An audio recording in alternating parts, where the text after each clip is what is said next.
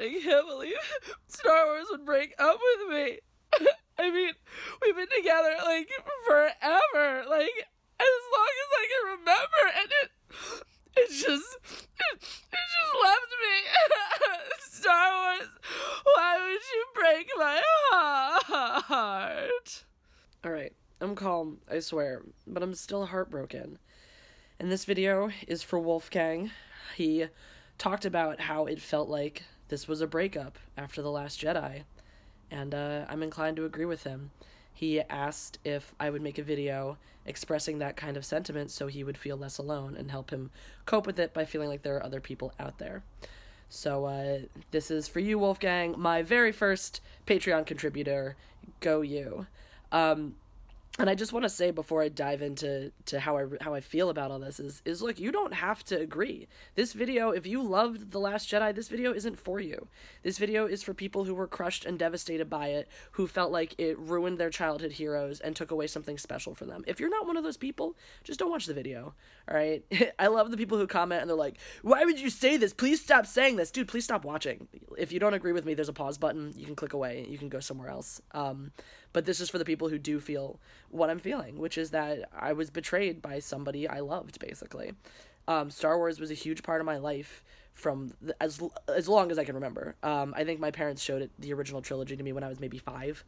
So I do fall amongst the Star Wars fans who saw the original trilogy before the special editions were even released, before the prequels happened. Like, the original theatrical release of Star Wars, even though I wasn't old enough to see it in theaters, those are my earliest memories of Star Wars, and when I have those memories, that was all there was. So, enter this love affair with Star Wars. I mean, Star Wars inspired me growing up. Luke Skywalker was my first hero. I mean, he taught me how to be a good, strong person. And as I grew up and I was distinctly not popular in elementary school, in middle school, in high school, I was teased and treated like a weirdo.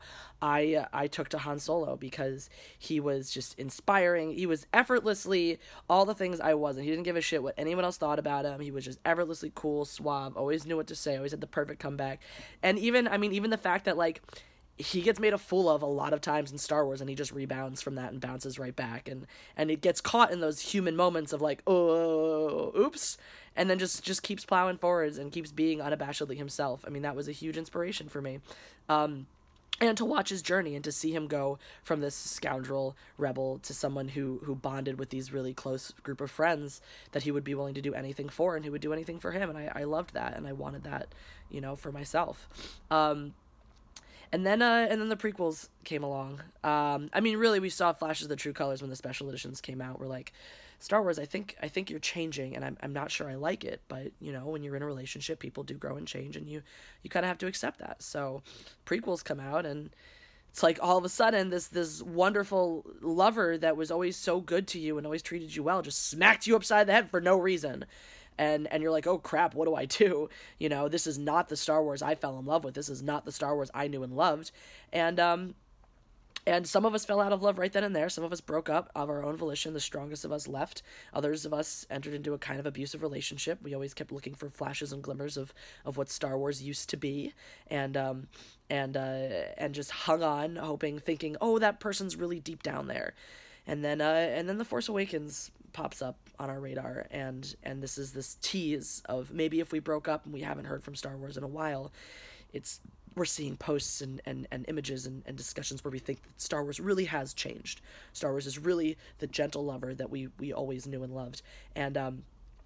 And maybe we're willing to give Star Wars a second chance now.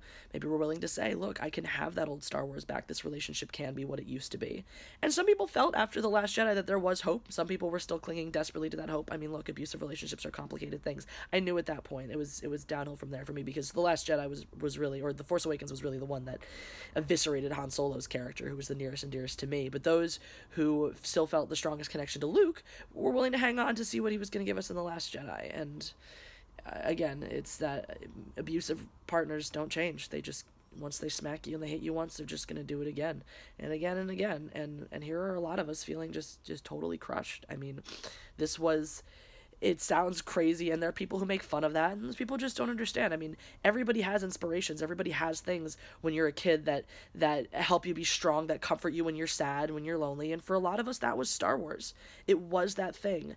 And I don't get all these people who are like, oh, Star Wars isn't for you. Like, get over it. I mean, you're just pissed that it's not what it used to be. Yeah, I'm pissed. And yeah, Star Wars is for me. Star Wars is for the people that kept its memory and its legacy alive since 1977. For all the people who have loved it and been dedicated to it for so long that it was able to come back and generate hype to make a new trilogy so many years after, after the fact. Like, yes, of course it's for us. That's who Star Wars was made for. That's who Star Wars is important to. That's absolutely who Star Wars is. If you want to make a new trilogy, a new space trilogy, and market it to somebody else, that's fine. But when you inherit an existing franchise, you have a responsibility to the people who are responsible for making it a franchise in the first place, for making it the beloved household name that it is. So yeah, Star Wars is for me, and it's not fair that it just ripped my soul out like that, and I'm still upset about it, I'm still mad about it, and I'm allowed to be. If you don't agree, that's fine, you're allowed to like it, right? But if you're one of those people going around being like, ew, why don't you like it, you suck, you're probably also one of those people who's like an aggressive atheist who's worse, actually, than proselytizing Christians. You're probably one of those aggressive vegans who tells everyone who eats meat that they're terrible for being their way, for doing that. I mean, like, I don't know if you understand this, but there's this thing called freedom of choice. We don't live in communist Russia, all right? We don't live in a dictatorship, not yet anyway. We live in a country where I get to make my choices. I get to like what I want, like I get to dislike what I want, what I dislike, right? And if you were my friend, if you were really my friend, and I actually suffered a really nasty breakup with somebody I've been in love with for most of my life, would you be sitting here telling me, oh, you should just get over it now? You should just get over it now. And why aren't you over it yet? I mean, what do we talk? What do people talk about? Like, it takes half the time of that you were in the relationship to get over it. Well, I've been in a relationship with Star Wars for 22 years now, so it's gonna take 11 years to get over this, and I'm entitled to that time. So y'all can kiss my ass if you don't think so. And for everyone else who feels the same way, this is for you. We're out here. Maybe we should form a support group, but we are out here, and we do have a voice, and we are justified in having that voice. And I hope that this brings some of you a little bit of comfort. Like I said, I am on Patreon, and if you're like Wolfgang and you want to become one of my patrons, you may get the opportunity to do things like suggest content that I will put into my videos, and a whole bunch of other weirdo rewards that you will only like if you like my videos. So there's a link in the description below if you want to head over and check that out. I really appreciate it. It helps support my yelling habit, or today my not so yelling habit. This is a deep and dark episode today. And I'll see you all again very soon.